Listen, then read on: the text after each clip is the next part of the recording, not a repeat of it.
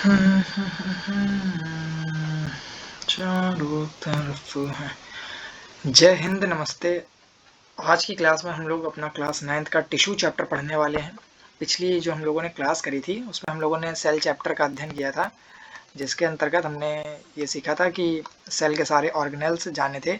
आज हम लोग टिश्यू चैप्टर को कंप्लीट करने वाले हैं और बहुत अच्छी तरीके से टिश्यू क्या होता है मैंने उस दिन बताया था। जब हम लोग सेल होता है, सेल सबसे स्मॉलेस्ट यूनिट है लाइफ की, और सेल के कंपोजिशन से बनता है टिश्यू। ठीक है। टिश्यू क्या होता है, सेम टाइप्स के सेल्स से बनता है और उसका एक स्पेसिफिक पर वो फंक्शन परफॉर्म करता है, उसी को हम लोग टिश्यू कहते हैं। और अलग अलग टाइप के टिश्यू हैं, इतना ही हम लोग को इस चैप्टर में पढ़ना है, ज़्यादा कुछ टफ है नहीं। ज़्यादा कुछ टफ चैप्टर नहीं है।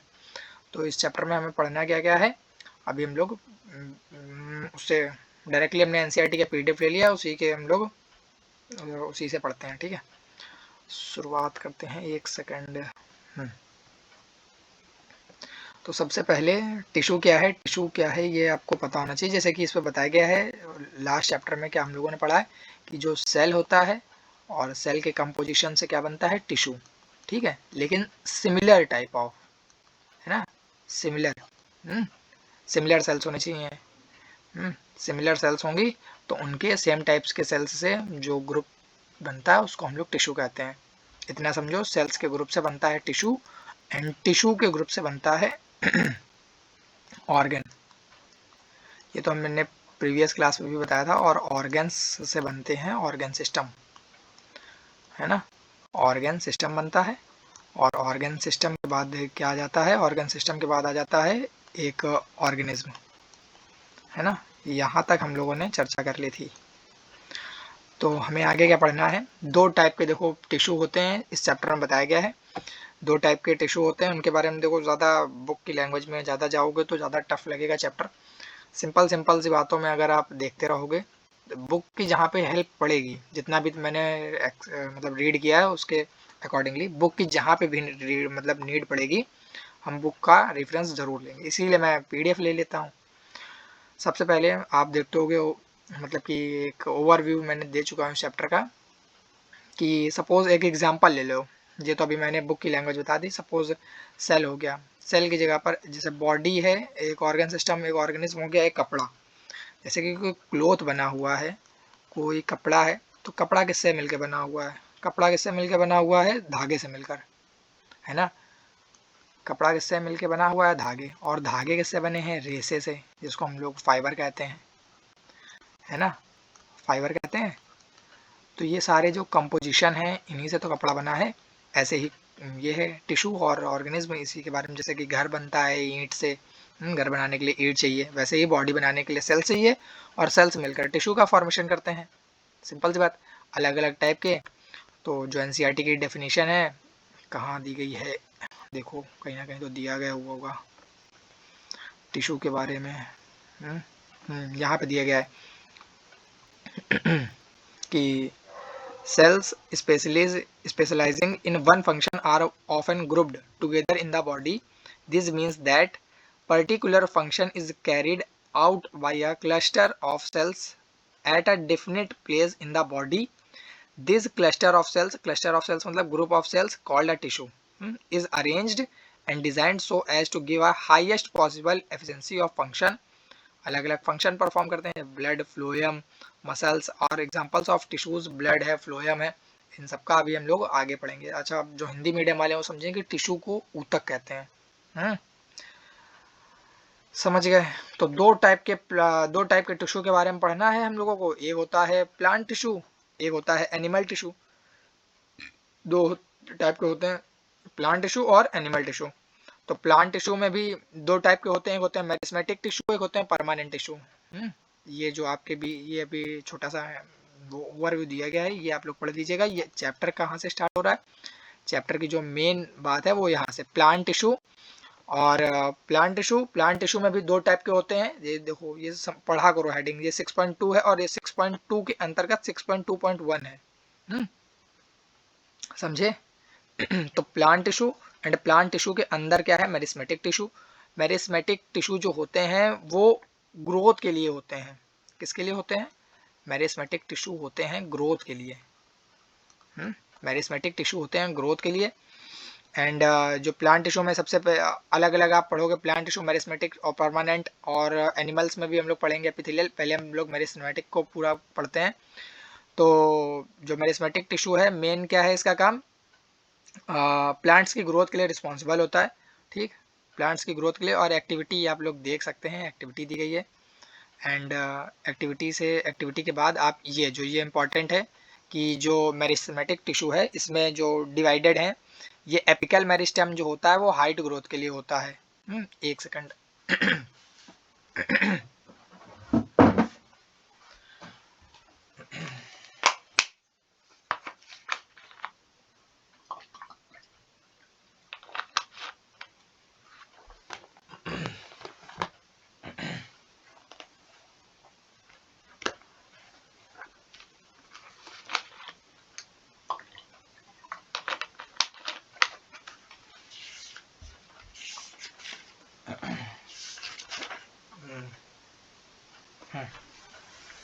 तो मेरिस्मेटिक टिश्यू के बारे में पढ़ रहे थे कि जो मेरिस्मेटिक टिश्यू होते हैं इसमें जो सेल्स होते हैं, एक्टिवली क्या सेल्स जो होती हैं, पहले हम लोग ये पढ़ रहे थे एपिकल मेरिस्टेम क्या है। एपिकल मेरिस्टेम जो हाइट के लिए होता है, और इंटरकैलरी होता है।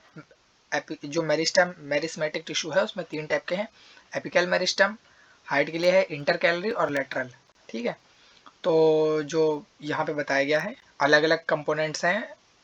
Apical meristem is present at the growing tip of stem, और किसके लिए होता है, tip and roots and increase the length of the stem, मतलब ऊंचाई बढ़ाने के लिए, हाँ। And the girth of the stem root increase due to lateral meristem, और जो लेटरल मेरिस्टेम है ये गर्थ मतलब कि ये जो पेड़ की जो चौड़ाई है, ठीक है, तने की, कोई भी पौधा है या पेड़ है उसकी तने की मोटाई के लिए, ठीक है। और intercalary meristem seens in the some plants is located near the node, ये यहाँ पर या तो कुछ लीव्स वाला जो हिस्सा होता है उस वाले रीजन पे आपको मिल जाएगा, उस वाले रीजन पे इंटरकैलरी मेरिस्टेम मिल जाएगा आपको। फिर उसके बाद हम लोगों ने एक सेकंड, तो जो इंटर कैलरी है, मेरिस्मेटिक क्या है, एपिकल क्या है, टिप पे पाया जाता है हाइट ग्रोथ के लिए, और जो लेटरल है वो स्टेम पे पाया जाएगा गर्थ के लिए, और इंटर कैलरी नोड्स पे लीव्स के लिए, ठीक है। तो ये आपको याद रखना है। और ये भी याद रखना कि मेरिस्मेटिक टिश्यू जो होता है इसमें सेल वॉल होती है, थिन सेल वॉल होती है बहुत। यहाँ पे देखो, यहाँ पे देखो बताया गया है, cells of meristematic tissue are very active, तो बहुत एक्टिव होती हैं। दे हैव डेंस साइटोप्लाज्म, और इसमें बहुत ज़्यादा डेंस साइटोप्लाज्म होता है। साइटोप्लाज्म क्या होता है, जो सेल्स के अंदर होता है उसको साइटोप्लाज्म कहते हैं। थिन सेलुलोज की बहुत थिन होती है, बताया था ना, जो बहुत थिन सेल वॉल होती है, डेंस साइटोप्लाज्म होता है, और कोई वैक्यूल नहीं होता है, लैक ऑफ वैक्यूल नहीं होता है। फिर अब हमें परमानेंट टिश्यू की तरफ पढ़ना है। परमानेंट टिश्यू में आपने देखो टाइप्स ऑफ मेरिस्मेटिक टिश्यू में आपने समझ लेना है, फिर से एक बार समझा दे रहे हैं कि जो एपिकल मेरिस्टेम है, एपिकल मेरिस्टेम का काम है, लोकेशन क्या है, यहाँ पे टिप और shoot tip and root tip पे, ये एपिकल मेरिस्टेम का काम है हाइट के लिए, ठीक है, लेंथ का ग्रोथ करना, ग्रोथ, ठीक है, लेंथ बढ़ाना। और जैसे कोई पेड़ कितना लंबा होगा वो इस एपिकल मेरिस्टेम टिश्यू पे निर्भर करता है। फिर इंटर कैलरी का क्या काम है, नोड्स पे पाया जाएगा, एंड इसका फंक्शन क्या है, रैपिड ग्रोथ, जैसे घास आस पे पाया जाता है, और थोड़ी सी पत्ती वाली जगह पे, ठीक।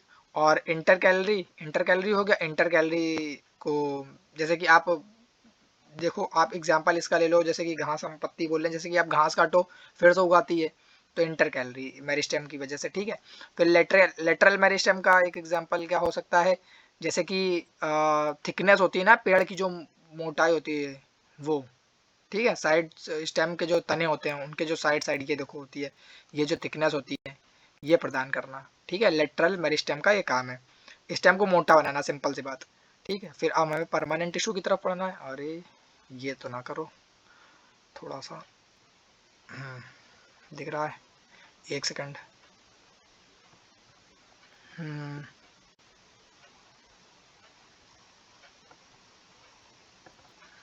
हम्म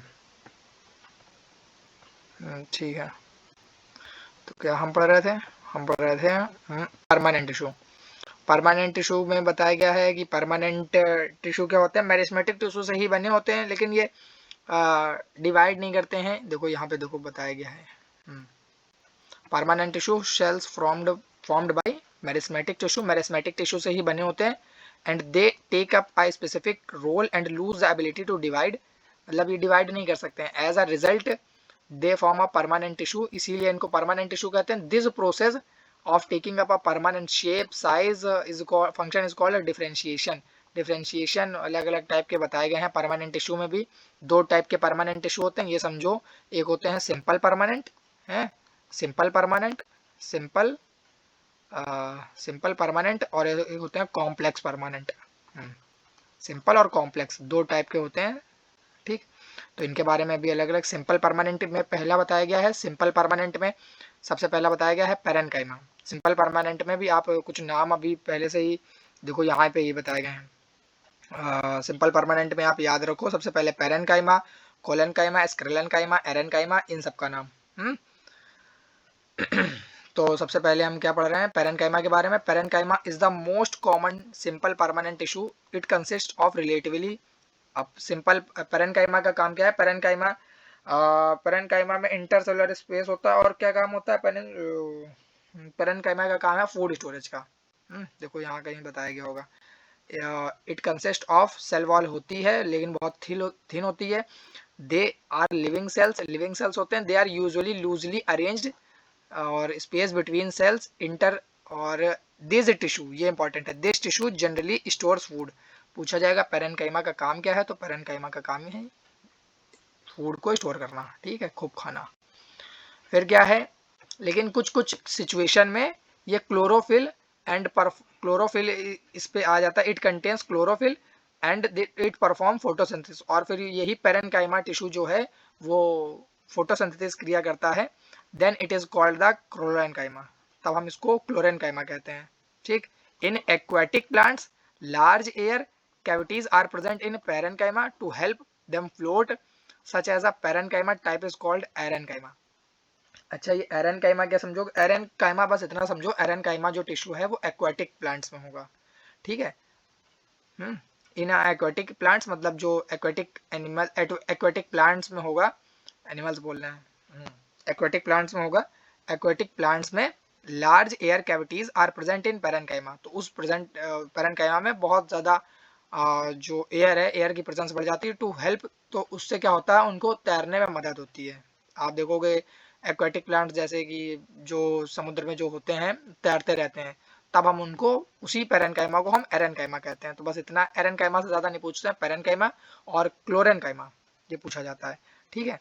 तो पैरेन्काइमा में याद रखो स्टोरेज का काम है, फूड स्टोरेज का, लेकिन जब वो फोटोसिंथेसिस का काम करने लगते हैं तब इनको क्लोरेन्काइमा कहते हैं। लार्ज वैक्यूल होता है। और कोलेन्काइमा की बात करी, कोलेन्काइमा की बात नहीं होगी। हाँ, फ्लेक्सिबिलिटी जो प्रदान करेंगे, फ्लेक्सिबिलिटी जो प्रदान करते हैं परमानेंट टिश्यू, उनको हम लोग कोलेन्काइमा कहते हैं। तो प्लांट्स में फ्लेक्सिबिलिटी और सपोर्ट प्रदान करने का काम किसका है? कोलेन्काइमा का। लिविंग सेल्स होते हैं, थिक कॉर्नर्स होते हैं, ये सब चीज़ें इस पर बताई गई है। This the cell of tissues are living, है ना, लिविंग और and irregularly thickened at the inter, there is a very little intercellular space, बहुत कम इंटरसेलुलर स्पेस होता है। ये सारे देखो बेटा एक एक लाइन पढ़ोगे तभी आपका जो सीबीएसई में वो असर्शन रीजन इन्हीं सब से पूछ लेते हैं। क्या बताया गया है? प्रोवाइड करता है मैकेनिकल सपोर्ट और जो फ्लेक्सिबिलिटी प्रदान करने का काम है जिस टिश्यू का, उसको हम लोग कहते हैं कोलेन्काइमा। फ्लेक्सिबिलिटी प्रदान करेगा, फिर क्या प्रदान करेगा? Mechanical support. तभी तो आप पेड़ देखो, जब पेड़ होता है, ये पेड़ सपोज है, ये जब आंधी तूफान आता है तो यहाँ से ऐसे ऐसे ऐसे करके होता है ना, टूट तो नहीं जाता है एक बार में। तो ये काम क्या है? लचीलापन प्रदान करना किसका काम है? कोलेन्काइमा का, सिंपल सी बात। उसके बाद हमें पढ़ना है स्क्लेरेन्काइमा के बारे में। स्क्लेरेन्काइमा के बारे में पढ़ना, एक सेकेंड। स्क्लेरेन्काइमा, अच्छा, ये जो एपिडर्मिस है, ये स्किन की लेयर है, ठीक है। ये भी, इनके बारे में भी हम आगे चर्चा करेंगे, अगर आगे बताया गया होगा। फिर स्क्लेरेन्काइमा की बात करते हैं। ये देखो बताया गया है इंटरसेलुलर स्पेस क्या होता है, जो बहुत बारीकी सा ये पॉइंट दिख रहा है, यही इंटरसेलुलर स्पेस है। ये जो दिख रहा है यही इंटरसेलुलर स्पेस है सेल्स के बिटवीन में। यही होता है। और वॉल थिकनिंग क्या है, ये ही जो भी दिख रहा है आपको छोटा सा वॉल थिकनिंग। न्यूक्लियस तो आप जानते ही हैं, है ना। वैक्यूल आप जानते हो प्लांट सेल में कितना ज़्यादा बड़ा होता है। सेल वॉल भी आप जानते हैं। फिर क्या, ये बताया गया है वेरियस टाइप के टिश्यूज बताए गए हैं। पहला जो ए है ये पैरेनकाइमा है, जो फूड स्टोरेज करने का काम करेगा। कोलेनकाइमा क्या है, कोलेनकाइमा कोलेनकाइमा का काम क्या था, कोलेनकाइमा का काम था फ्लेक्सिबिलिटी और सपोर्ट प्रदान करना। और स्क्रेलेनकाइमा, स्क्रेलेनकाइमा के बारे में भी पढ़ना है, जो प्लांट्स में रिजिडिटी प्रदान करता है। और फिर ट्रांसवर्स सेक्शन ये है, जिनके बारे में भी आगे हम पढ़ते हैं। ठीक, आगे पढ़ते हैं। Get another type of permanent tissue. लेकिन परमानेंट टिश्यू में कौन एक और भी है जिसको हम लोग स्क्लेरेनकाइमा के नाम जानते हैं। इसका काम क्या है, प्लांट्स को रिजिडिटी प्रदान करना और मजबूती प्रदान करना। जैसे कि आप कोकोनट देखो, it is made of sclerenchyma, sclerenchymatous tissues, sclerenchymatous tissue से है। The cell of tissues are dead, जो इस the cells of this tissues are dead, इसमें क्या होता है, जो सेल्स हैं वो डेड हो चुके हैं, डेड सेल्स से होता है। और थिक लिग्निफाइड वॉल होती है। They are long to narrow as the wall as thickened and due to lignin often this cells are, आपको इस पर शायद दिख रहा है, नहीं दिख रहा है, अभी ऊपर दिखाते हैं। That there is no internal space inside the cell, cell के अंदर कोई भी इंटरनल स्पेस नहीं होती। This tissue is present in stems, stems में ही पाए जाते हैं। और नेट सेट्स में आप अखरोट देखा होगा, नारियल देखा होगा, बहुत सारे एग्जाम्पल हैं। बहुत सारे प्लांट्स में रिजिडिटी प्रदान करने का काम होता है किसका, स्क्लेरेनकाइमा का। सिंपल सी बात। कुछ कुछ पेड़ देखोगे आप बहुत ज़्यादा फ्लेक्सिबल होते हैं, लचीले होते हैं, मुलायम होते हैं, कुछ कुछ बहुत रिजिड होते हैं, तो वो किसकी प्रेजेंस है, स्क्लेरेनकाइमा की। तो ये पूछा जा सकता है। फिर क्या है, अभी तक हम लोगों ने परमानेंट टिश्यू के अंदर हम लोगों ने पढ़ लिया है। परमानेंट टिश्यू के अंदर अभी देखो यहाँ पे हम थोड़ा सा परमानेंट में हमने सबसे पहले पढ़ा पैरेनकाइमा। पैरेनकाइमा का काम है फूड स्टोरेज करना, फूड स्टोरेज करना। और लेकिन जब ये क्लोरोफिल कंटेन कर लेता है और फोटोसिंथेसिस के तरीके काम करने लगता है, तो इसको हम लोग क्या कहते हैं, क्या कहते हैं, क्लोरोफिल कंटेन कर लेता है। फिर उसके बाद हम इसको सिंपल परमानेंट इन जनरली फूड क्या कहते हैं, देखो अभी बताया था पैरेनकाइमा। पैरेनकाइमा, अच्छा, जब फोटोसिंथेसिस करने लगता है तो इसको क्लोरेनकाइमा कहते हैं। क्लोरोफिल से याद रखो, क्लोरोफिल होती है ना, क्लोरोफिल से याद करो, सिंपल सी बात है। क्लोरोफिल से याद कर लो, क्लोरोफिल से याद कर लो, क्लोरोफिल से याद कर लो कि क्लोरेनकाइमा होता है। और फिर पैरेनकाइमा क्या है, पैरेनकाइमा जब वो एक्वेटिक प्लांट्स के लिए आ जाए तो एरेनकाइमा। और फिर उसके बाद हमने पढ़ा है स्क्लेरेनकाइमा। स्क्लेरेनकाइमा का काम क्या है, रिजिडिटी। एंड फिर उसके बाद हमने क्या पढ़ा, स्क्लेरेनकाइमा के बाद, स्क्लेरेनकाइमा नहीं, बस यही 4 टाइप, ठीक, मेन है। फिर इसके बाद हमें पढ़ना है परमानेंट टिश्यू के बारे में, परमानेंट ही तो पढ़ रहे थे। फिर इसके बाद कॉम्प्लेक्स के बारे में पढ़ना है। कॉम्प्लेक्स में 2 टाइप के टिश्यू होंगे, जाइलम और फ्लोएम। उससे पहले हमें बात करनी है कि जो टॉप मोस्ट लेयर होती है सेल्स की, उसको हम लोग एपिडर्मिस कहते हैं। The epidermis is the usually made up of a single layer, तो वो सिंगल लेयर से बनी होती है। In some plants living in a very dry habitats, the epidermis may be thicker since protection against water loss is critical. कहीं कहीं कुछ condition पे जहाँ पे बहुत ड्राई हैबिचुअल रीजन होता है, तो वहाँ पे क्या होती है, जो ये एपिडर्मिस होती है ये शायद थिक हो सकती है। The entire surface of a plant has an outer covering epidermis. It protect all the part of plant epidermis cells on the aerial. फिर इसके बाद क्या बताया गया है, इसके बाद आपको जो बेसिक चीज़ें पता होनी चाहिए कि we can observe small pores here and there is an epidermis on the leaf, these pores are called stomata. Stomata आपको शायद इस पर दिख रहा हो, स्टोमेटा, स्टोमेटा नहीं दिख रहा, एपिडर्मल सेल ये ऊपर दिख रहा है, स्टोमेटा पोर्स पे आपको दिखता है। Stomata, stomata are enclosed by, ये देखो stomata are enclosed by 2 kidney shaped cells called guard cells. These are necessary exchanging gas with atmosphere transpiration, stomata से ही ट्रांसपिरेशन होता है। Loss of water in the form of water vapour also take place through stomata. Transpiration, जो transpiration है वो plants में stomata के through ही होता है। ठीक है, अब हमें कॉम्प्लेक्स परमानेंट की तरफ चलना चाहिए। कॉम्प्लेक्स परमानेंट में दो टाइप के होते हैं, एक होता है जाइलम और एक होता है फ्लोएम, उसकी बातें करनी है अब हमें। कॉम्प्लेक्स परमानेंट, तो कॉम्प्लेक्स परमानेंट में जाइलम और फ्लोएम की बात करनी है। जाइलम का काम क्या होता है, जाइलम से आप ये याद रखो दो टाइप के होते हैं, एक होता है जाइलम और phloem are example of such complex tissues. और क्या काम होता है इनका, देखो यहाँ पे बताया गया होगा, ये बताया गया, तो कॉम्प्लेक्स में बताया गया है। तो जाइलम से ये याद रखना, जो जाइलम होता है, जाइलम हम लोग बार बार बोल रहे हैं जाइलम जाइलम, तो वो जाइलम से जब आप हिंदी में लिखोगे तो जाइलम जा से लिखोगे, तो जा से जाइलम, जा से जल, तो पानी को ले जाने का ऊपर से नीचे तक सारा काम किसका है, वो जाइलम का है ना। तो जाइलम क्या करेगा, वाटर का ट्रांसपोर्ट करेगा पूरे प्लांट में इधर उधर और सपोर्ट प्रोवाइड करता है।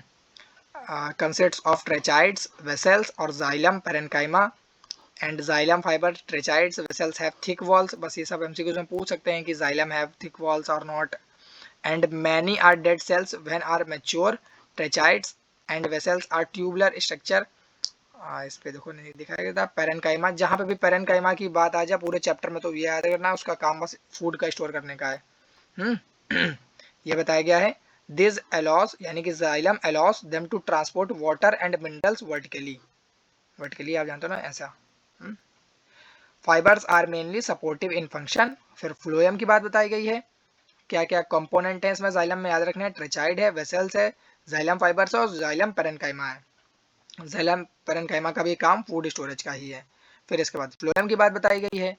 फ्लोएम में क्या क्या होगा, सीव सेल्स होंगे, सीव ट्यूब्स होंगे, companion cells, phloem fibres and phloem parenchyma. Parenchyma जहाँ पे भी है उसका काम क्या है, फूड को स्टोर करना। ठीक, तो इसका काम क्या है, इसका काम है फ्लोएम का पूरे जो पौधा है, जो पूरा प्लांट है या पेड़ है, उस पर ट्रांसपोर्टेशन करना फूड का। तो कंपोनेंट्स इनके याद रखना क्या क्या पाए जाते हैं, सीव सेल्स, सीव ट्यूब्स और कंपेनियन सेल्स, फ्लोएम फाइबर्स और फ्लोएम पैरेन्काइमा। ठीक, पैरेन्काइमा का आप काम जानते हो फूड स्टोर का। Phloem transport food from leaves to other parts of the plant except phloem fibers, other phloem cells are living cells। बस ये याद रखना, phloem cells are living cells, बस phloem fibers को छोड़ के, except phloem fibers, other phloem cells are living cells, बाकी सारी living cells होती हैं phloem fibers को छोड़ के। ठीक, ये इमेजेस कुछ दी गई हैं जिससे आप देख सकते हो। और एक बात ये याद रख लेना कि जो जाइलम होता है, जो जाइलम होता है, जो जाइलम होता है वो सिंगल वे होता है, वन वे, उसमें एक ही वे होता है। और जो फ्लोएम होता है, पी से मैं डिनोट कर रहा हूँ, उसमें बाई वे होता है, मतलब टू वेज होते हैं, ऊपर भी जा सकता है नीचे भी जा सकता है। जाइलम में केवल एक ही वे होता है। सिंपल सी बात, हम लोगों ने चैप्टर का एक पार्ट कंप्लीट कर लिया है 20 मिनट के अंदर अंदर, जिसका जो पार्ट एक था प्लांट टिश्यू। ठीक है, प्लांट टिश्यू से बहुत क्वेश्चन बनते हैं। फिर इसके बाद हमें पढ़ना है एनिमल टिश्यू। एनिमल सेल्स में कौन कौन से आते हैं, हम लोग हैं जैसे कि इस पे आपको देखो, इस पे दिख रहा होगा सारे कंपोनेंट्स दिख रहे होंगे, क्या सीव ट्यूब्स कहाँ पे हैं, फ्लोएम पैरेन्काइमा कहाँ पे, कंपेनियन सेल्स कहाँ पे हैं, तो ये आप अपनी बुक में देखिएगा, अच्छे से दिखेगा। एनिमल टिश्यू के अंदर अब हमें बात करनी है, एनिमल टिश्यू के अंदर सबसे पहले हमें बात करनी है एपिथेलियल टिश्यू की। एपिथेलियल टिश्यू का काम क्या है, अलग अलग टाइप के देखो वो एनिमल टिश्यू में बताए गए हैं कि देखो इसमें बताया गया है कौन कौन से टाइप के हैं। एक है एपिथेलियल, और एपिथेलियल के बाद क्या है, कनेक्टिव टिश्यू है, मस्कुलर टिश्यू है, नर्वस टिश्यू है, इन सब के बारे में। ठीक, सबसे पहले हमें एपिथेलियल टिश्यू के बारे में पढ़ना है। एपिथेलियल टिश्यू का काम क्या है, एपिथेलियल टिश्यू का काम है प्रोटेक्शन, प्रोटेक्शन बचाव करना, प्रोटेक्शन देना, प्रोटेक्शन और एब्जॉर्प्शन। एक सेकंड, पेन की निब थोड़ी मोटी है। ठीक है, अब ठीक है, प्रोटेक्शन देना एंड, एक सेकंड, ठीक है, तो हम क्या बोल रहे थे कि एपिथेलियल टिश्यू का काम क्या होता है, फंक्शन क्या होता है उसका, प्रोटेक्शन और ये कवरिंग करने का। कवरिंग और प्रोटेक्टिव टिश्यू होते हैं in animals body are epithelial tissues. Epithelium covers most organs, बहुत सारे ऑर्गन्स को कवर करता है, cavities within the body. तो कौन कौन से ऑर्गन्स हैं जो एपिथेलियल टिश्यू के अंतर्गत आते हैं, और एपिथेलियल टिश्यू में भी बेसिकली और अलग अलग टाइप हैं। तो हमें बस ये याद रखना है कौन सा एपिथेलियल टिश्यू किस ऑर्गन को कवर करता है, यही पूछा जाता है। ठीक, देखिए जैसे कि लिखा गया है, the skin, the lining of the mouth, the lining of the blood cells, lung, alveoli and kidney tubules are made up of epithelial tissue. तो अगर कोई किसी का किस पे, एक सेकंड, क्या हो गया, कहाँ पे थे, यहाँ पे। तो हम बोल रहे थे कि एपिथेलियल टिश्यू में क्या होता है, टाइटली पैक्ड होते हैं, कॉन्टिन्यूस शीट की तरीके की कॉन्टिन्यूस शीट। अभी आप देखोगे कि एक के बाद एक, जैसे कि एक ये है, फिर एक जस्ट उसके नीचे, एक जस्ट उसके नीचे, ऐसे ऐसे, ठीक है, ये टाइटली पैक्ड होते हैं। और होता क्या है कि इस पे अलग अलग जो टाइप हैं उनके बारे में हमें सबसे बेसिकली पढ़ना है। ठीक है, टाइटली पैक्ड होते हैं, और कौन कौन से हैं इनके बारे में पढ़ना है कि जो स्क्वामस एपिथेलियल है वो स्किन से रिलेटेड है, और क्यूबाइडल है वो किडनी ट्यूबल से है, कॉलमनर इंटेस्टाइन से है ना। तो इन सब के बारे में पढ़ना है। ठीक, हाँ हाँ।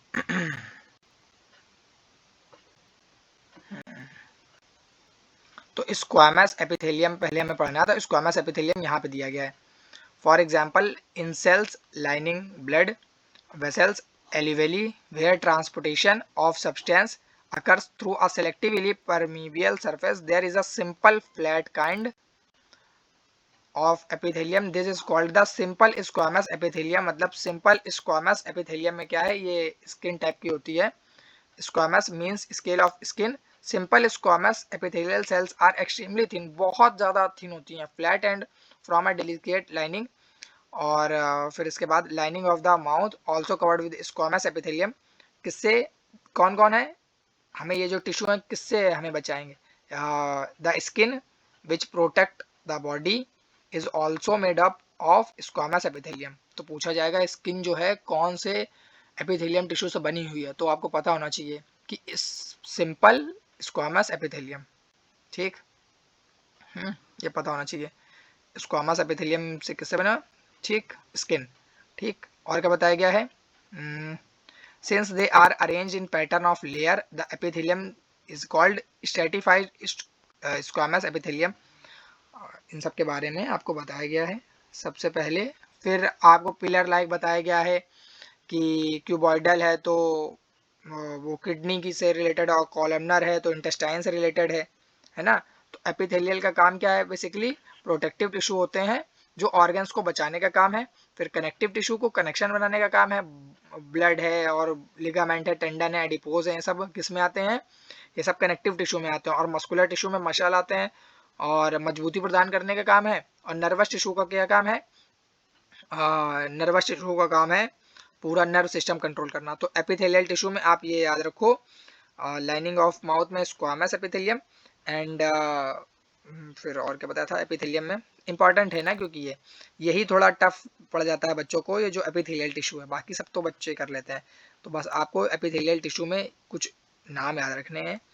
एक जैसे कि एलिवेली हमने पढ़ा था, एलिवेली, और क्या है, और क्या है, ब्लड वेसल, ब्लड वेसल हो गया, ब्लड वेसल हो गया, और चैम्बर ऑफ हार्ट हो जाएगा, एंड स्किन हो जाएगा। तो सिंपल स्क्वामस का आपको याद रखना है, ये सब सिंपल स्क्वामस के हैं, ठीक है। और फिर इसके बाद सिंपल स्क्वामस के बाद लाइनिंग ऑफ माउथ हमने अभी बताया है, कल बता रहे हैं। एपी लाइनिंग ऑफ माउथ के लिए स्क्वामस है, एंड फिर इसके बाद कॉलमनर है, कॉलमनर है, क्यूबॉइडल तो बाद में है, पहले कॉलमनर है ना, ये कॉलमनर एपिथेलियम। कॉलमनर एपिथेलियम में क्या है, in the respiratory tract, in the hair like projection on the outer surface। Columnar में आपको जैसे रेस्पिरेटरी वाला हो गया, रेस्पिरेटरी सिस्टम पूछ लिया जाएगा। ठीक है, रेस्पिरेटरी सिस्टम हो गया, और इंटेस्टाइन हो गई हमारी। इंटेस्टाइन पूछा जाता है क्योंकि इंटेस्टाइन एंड यूट्रस, ये सब किस में आएगा, ये सब आएगा कॉलमनर एपिथेलियम। ठीक है, कॉलमनर एपिथेलियम टिश्यू के अंदर। फिर उसके बाद क्यूबॉइडल के बारे में पढ़ना है हमें।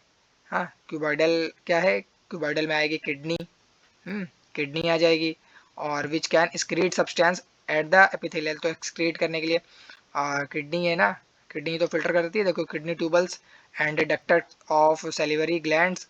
तो ये सेलिवरी ग्लैंड्स में आप जैसे थायराइड ग्लैंड हो गई, where it provides mechanical support प्रदान करती है, और सिलेवरी ग्लैंड हो गई, थायराइड ग्लैंड हो गई। तो ये सब किस में आएंगी, ये सब आएंगी क्यूबॉइडल एपिथेलियम। बस बेसिकली इतना याद करना है आपको। एपिथेलियल टिश्यू जो आपको टफ लग रहा है, इसमें अलग अलग बस आप लिख लीजिए कि कौन से किस्में हैं, कि स्क्वामस में कौन से हैं, और ये जो ब्लड वेसल्स हैं ये किस में है, ये सिंपल स्क्वामस में है ना, सिंपल स्क्वामस में है। अलग अलग बस आपको पढ़ना है। ठीक, स्किन का पढ़ना है, और कॉलमनर एपिथेलियल को बस थोड़ा सा आप थोड़ा डिटेल में देख लीजिएगा, बाकी सब तो इजी ही है। फिर इसके बाद हमें पढ़ना है कनेक्टिव टिश्यू के बारे में। कनेक्टिव टिश्यू, अच्छा ग्रैंडुलर टिश्यू भी कुछ दिया गया है क्या? हाँ, ग्लैंडुलर टिश्यू में वो जितने ग्लैंडुलर मतलब कि जितने ग्लैंड से रिलेटेड हैं, ठीक है, ग्लैंडुलर एपिथेलियम में जो ग्लैंड से रिलेटेड है। कनेक्टिव टिश्यू जो कनेक्शन बनाने का काम करते हैं, बाइंडिंग और सपोर्ट बनाने का काम करते हैं, जैसे कि एरोलर है, एडिपोज है, बोन है, कार्टिलेज है, ब्लड है, ये सब क्या है, कनेक्टिव टिश्यू के एग्जांपल हैं। तो जितने नाम बोले हैं, ब्लड हो गया, और क्या हो जाएगा, ब्लड के बाद बोन हो जाएगा, बोन के बाद एडिपोज हो जाएगा, ये सब क्या है, ये सब कनेक्टिव टिश्यू हैं। बोन हो गया, एडिपोज हो गया, और ब्लड हो गया, ब्लड भी कनेक्टिव टिश्यू है, कार्टिलेज भी एक कनेक्टिव टिश्यू है। इनके बारे में हमें चर्चा करनी है। ठीक, तो क्या बताया गया है, connective tissue loosely spaced and embedded in intercellular matrix. पूछा जा सकता है कि इंटरसेलुलर मैट्रिक्स में होते कि नहीं। द मैट्रिक्स में be jelly like fluid, the nature of matrix differ in the concordance with the function of particular connective tissue. सबका अलग अलग फंक्शन होता है, इनके बारे में बताया गया है। सबसे पहले किसके बारे में बताई गई है, सबसे पहले बात करी गई है ब्लड की बात। ब्लड की बात बताई गई है, तो blood has a liquid matrix called plasma which is a RBC, and white blood जो होते हैं, जो रेड ब्लड कॉर्पस्कल्स होते हैं उनको हम लोग आरबीसी कहते हैं, और वो जो वाइट ब्लड कॉर्पस्कल्स होते हैं उनको हम लोग क्या बोलते हैं, डब्ल्यूबीसी। ठीक है, तो ब्लड क्या करता है, ब्लड का काम क्या है, blood flow and transport gases and digested food, hormones and waste material to different parts of the body. ये ब्लड का काम है। ठीक है, कि ब्लड क्या करता है, जितने भी गैसेज हैं, ऑक्सीजन का फ्लो करना, ये सारा काम किसका है, ब्लड का है। हार्मोन्स और जो वेस्ट मटेरियल है उनका different parts to the body. Bone है, इसके बाद बोन के बारे में बताया गया है कि बोन क्या है, कनेक्टिव टिश्यू है जो सपोर्ट प्रदान करती है अपने बॉडी को। बोन नहीं होगी तो हम लोग शायद बैठ ना पाए। तो सबसे ज़्यादा जो मेन ऑर्गन है सपोर्ट प्रदान करने में वो बोन, और पूछा जाता है bone is a which type of tissue. तो पता होना चाहिए बोन क्या है, कनेक्टिव टिश्यू है। ये क्या हो गया, ये बहुत हो रहा है आज समस्या। तो ये नॉन फ्लेक्सिबल टिश्यू होती हैं, और ये हाँ ये इंपॉर्टेंट है, और ये आपको पता होना चाहिए कि जो बोन सेल्स होती हैं वो बहुत हार्ड मैट्रिक्स से होती हैं, हार्ड मैट्रिक्स से बनी, that is composed of calcium और फॉस्फोरस कंपाउंड। बोन किससे बनी होती हैं, कैल्शियम और फॉस्फोरस से। Two bones can be connected to each other by another type of connected tissue called the ligament. मतलब लिगामेंट कहाँ पे होता है, जब दो बोन्स आपस में जुड़ती हैं तो उस पर्टिकुलर जो टिश्यू है उनको हम लोग क्या कहते हैं, कनेक्टिव टिश्यू को लिगामेंट, है ना, उसको हम लोग क्या कहते हैं, लिगामेंट। और फिर जहाँ पे बोन जुड़ती हैं वहाँ पे हम क्या करेंगे, लिगामेंट, जहाँ बोन से bone. This tissue is very elastic, बहुत ज़्यादा मतलब इलास्टिक मतलब वैसा होता है, flexible. It has a considerable length, ligaments contain very little matrix and connected bones with bones. बस ये पूछा जाता है, ligament bone to bone connect होता है, और जो टेंडन्स है, जो टेंडॉन्स ये connect muscle to bones, muscle to bones जोड़ने का काम किसका है, टेंडोन्स का, ठीक है, जो टेंडन का काम है वो क्या काम है, मसल्स को बोन्स के साथ जोड़ने का। ये एक another type of connective tissue है, ठीक। इस पे क्या होता है, विद ग्रेट स्ट्रेंथ, मतलब ये काफ़ी ज़्यादा रिजिड रहता है और बहुत कम फ्लेक्सिबिलिटी होती है, लिमिटेड फ्लेक्सिबिलिटी।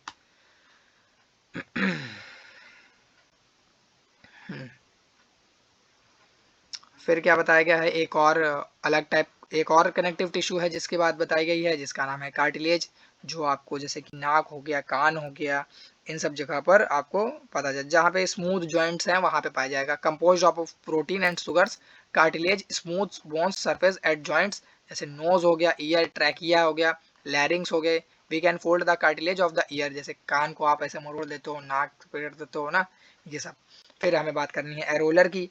एरोलर का काम क्या होता है, एरोलर जो टिश्यू है, एरोलर भी एक टाइप का कनेक्टिव टिश्यू है, found between the skin and muscles, skin और मसल के बीच में पाया जाता है। इसका काम क्या होता है, इसका काम होता है स्किन और मसल के बीच में रिपेयरिंग का काम होता है इसका बेसिकली, हाँ। Around blood vessels and nerves in the bone marrow, bone marrow, it फिल्स the space inside the organs, support internal organs and help in the repair of tissue. तो रिपेयरिंग का काम किसका है, एरोलर का। रोलर से ही तो repairing करते हो ना, रोलर से, ऐसे याद कर लो। तो रोलर से काम, रोलर से ही रिलेट कर लो एरोलर, और रोलर का ही काम है रिपेयरिंग का। कहाँ पे पाया जाएगा, स्किन और मसल के बीच में। आगे बताया जाएगा कि जो फैट स्टोर करने का काम है वो एडिपोज टिश्यू का काम है ना। फैट स्टोर करने का काम किसका है, एडिपोज टिश्यू का, बस इतना ही पूछा जाता है। The cell of these tissues are filled with fat globules. Storage of fats also lets it act as an insulator. खैर इतना इंपॉर्टेंट नहीं है, बस ये पूछा जाएगा एडिपोज का काम क्या है, वो फैट स्टोरेज करने का काम। फिर हमें पढ़ना है मस्कुलर टिश्यू के बारे में। अभी तक समझ में आ गया कि नहीं आ गया। मस्कुलर टिश्यू का काम क्या है, मूवमेंट के लिए, मूवमेंट के लिए, रिस्पॉन्सिबल फॉर मूवमेंट। हर एक टिश्यू आपको पता होना चाहिए, this tissue is responsible for movement in our body. Muscular tissue होगी तभी हम लोग मूवमेंट कर पाएंगे। और अलग अलग मैट्रिक्स बताई गई हैं। Muscles contain special proteins called, ये पूछा जा सकता है सीबीएसई में, अगर टफ बनाना है पेपर तो पूछेंगे muscles contains which type of which protein, जिससे मूवमेंट होता है। Contractile proteins which contract and relax to cause movement. यहाँ तक समझ में आ गया। हाँ, एक चीज़ जो पीछे बताना भूल गए, शायद वो इम्पोर्टेंट हो सकती है, कि जो आरबीसी है, आरबीसी रेड ब्लड सेल्स, ये बताओ आरबीसी का प्रोडक्शन जो होता है, मैन्युफैक्चरिंग होती है, और जो आरबीसी का ग्रेव यार्ड हम किसको कहते हैं, जहाँ पर जाके आरबीसीज डेड हो जाती हैं। तो आरबीसीज का जो प्रोडक्शन होता है, जो मैन्युफैक्चरिंग होती है, वो बोन मैरो से होती है, बोन मैरो से होती है। और जो जो डेड होती हैं वो डेड कहाँ पे हो जाती हैं, डेड हो जाती हैं स्प्लीन में, डेड हो जाती हैं स्प्लीन में, ठीक। तो जो मसल सेल्स के बारे में पढ़ना है हमें अलग अलग करके, कि एक होती है स्टेटेड मसल्स जिन पे वॉलेंट्री है, मतलब कि वॉलेंट्री मैं बोलूँ कि वॉलेंट्री मतलब कि अपने मन से चल रहा है, ठीक। अनस्टेटेड मतलब इनवॉलेंट्री, जैसे और कार्डियक, हार्ट, इनके बारे में भी देखो हम एक एक करके बताते हैं, कि नीचे बताया गया है क्या, हाँ ये, we can move some muscles by conscious will, muscles present in our limbs move when we want them to stop when we so decide. Such muscles are called voluntary. Voluntary मतलब जब हम चाहेंगे तब वो रुक सकती हैं, और जब हम चाहेंगे तब वो काम करेंगे, उनको हम लोग voluntary muscles कहेंगे, ठीक है। और इसी का उल्टा हो जाएगा involuntary, इसी का उल्टा हो जाएगा। तो बस ये याद रखना है कि जो voluntary muscles होती हैं ये लॉन्ग होती हैं और सिलेंड्रिकल शेप की होती हैं, लॉन्ग होती हैं और सिलेंड्रिकल शेप की होती हैं, इतना याद करना है। मस्कुलर टिश्यू के बारे में बताया गया है।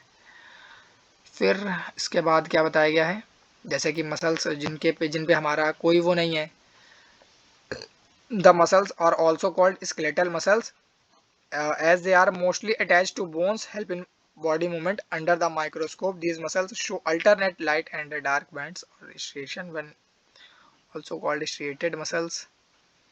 इन्हीं को वॉलेंट्री मसल्स को हम लोग स्ट्रिएटेड मसल्स भी कहते हैं। The cells of these tissues are long, long होती हैं और सिलेंड्रिकल होती हैं। हैविंग मैनी न्यूक्लियाई, न्यूक्लियाई होती है इस पे, बस यही सब पूछा जाता है। ठीक है, कि उसको हम लोग और किस नाम से जानते हैं, तो वॉलेंट्री मसल नहीं देगा, वो ये मसल दे देगा, स्ट्रिएटेड मसल। स्ट्रिएटेड मसल्स क्या लॉन्ग होती हैं, सिलेंड्रिकल होती है, असर्शन रीजन का क्वेश्चन बना दिया है ना, तो ये पता होना चाहिए आपको।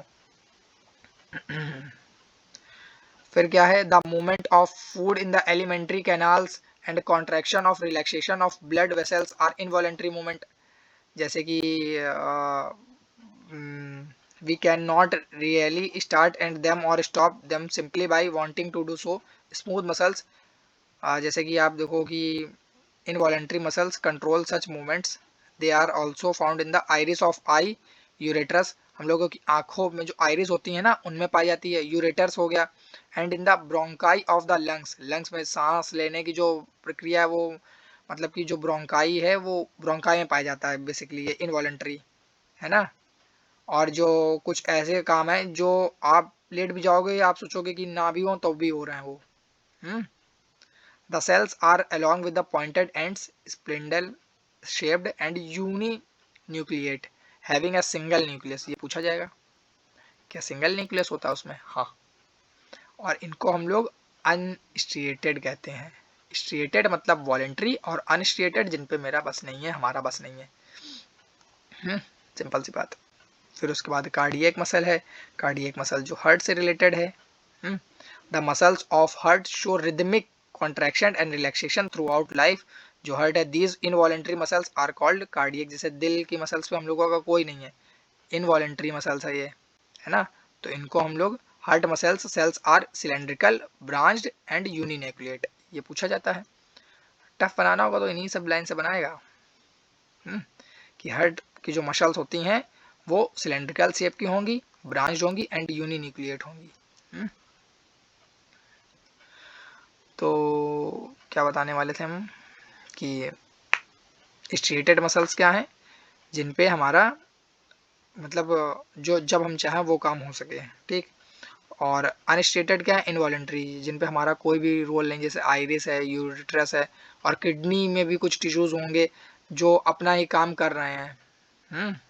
यूरिन बनने का फॉर्मेशन मतलब हम लोग रोक नहीं सकते हैं। तो जो नेचुरल अगर फिनोमेना कुछ हुआ करे तो उससे हेजिटेशन नहीं होनी चाहिए हम लोगों को।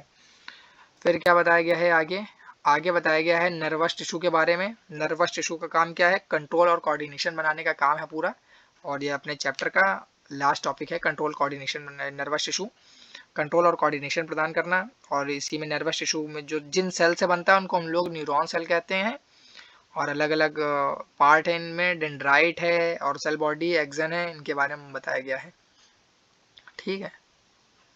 तो सबसे ज़्यादा highly specialised and being stimulated, तो पूरी बॉडी के अंदर जो कंट्रोल और कोऑर्डिनेशन बनाने का काम है वो किसका है, वो नर्वस टिश्यू का काम है।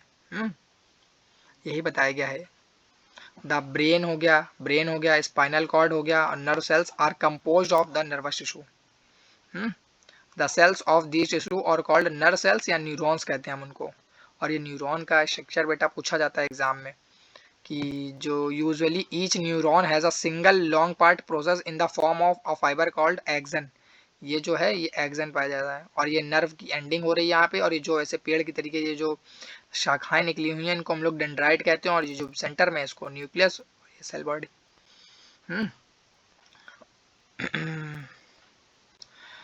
फिर क्या बताया गया है, ब्रांच जो ब्रांच की तरीके पार्ट है, branch part process called dendrite. से पूछा नहीं, पूछा जाता है, इतना सिंपल है ना।